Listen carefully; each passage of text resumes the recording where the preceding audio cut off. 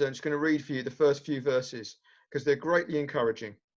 So he says in James chapter 1, James says, "This letter is from James, a slave of God and of the Lord Jesus Christ. I'm writing to the 12 tribes, Jewish believers scattered abroad. Greetings.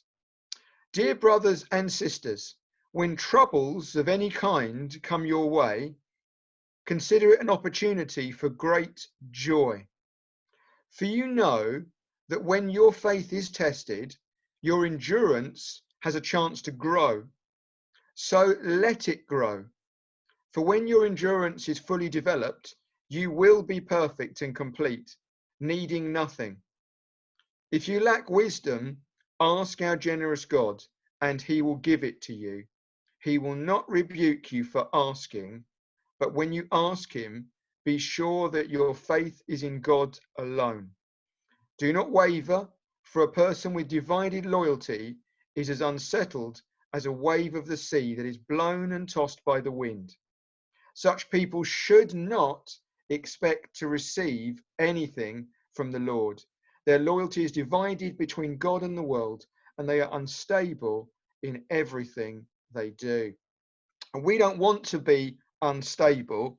We need to be stable when we're coping with this. And I just want to share with you a couple of things to encourage you. And the first thing is that when we encounter troubles, and most certainly coronavirus is a trouble now, and it will continue to be a trouble, and some of us will feel that trouble more deeply than others of us, but it is a trouble. But it's coming our way, and God has plans for us to be blessed in that. And so we should consider it to be a joy, because it's an opportunity for us to lean on our God to see how strong he is. What's going to happen is there's going to be times where our faith in everything around us is going to waver. Our faith in our government, our faith in medical advice, our faith in our internet provider. It could be a stage where everything is frustrating us and everything is less than what we feel confident in. So we feel that we're struggling to continue to have a trust.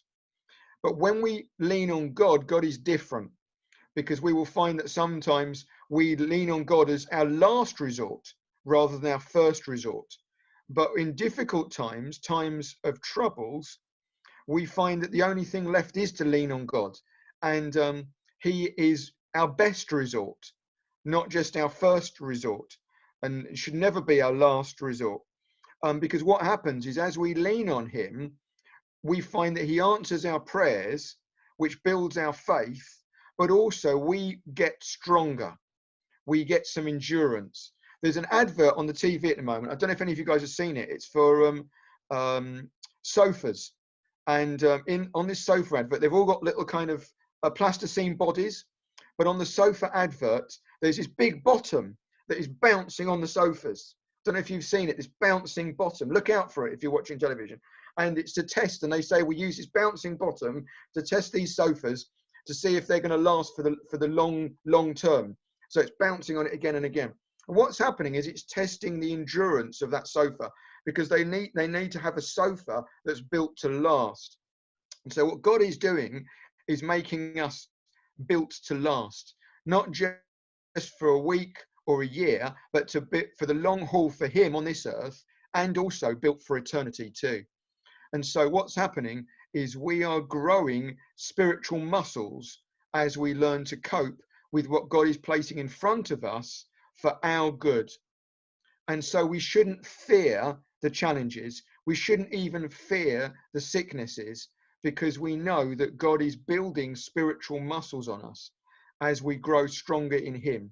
And the same thing applies to us as a church, that we will grow stronger as we lean on him. My final point is that if you look at the second part of that passage, it talks about wisdom. And a lot of people view that as, in commentaries, as if it's a separate question. You've got the question of suffering and challenges, and you've got this question about being wise. And they look at it as if this is general wisdom that we need from God. But I think that the two are intrinsically linked together. That what James is saying is, if you want wisdom, because you're saying, God, I have no idea why I'm going through this suffering, the wisdom to understand the troubles I'm going through, ask our generous God, and he will help us to understand why we're going through the suffering. He'll help us to understand, in particular, how we're supposed to respond to it, what we're supposed to be doing to grow closer to him in this time. And he won't tell us off. Do you see it in verse 5? He won't rebuke us for doing it. He won't tell us off.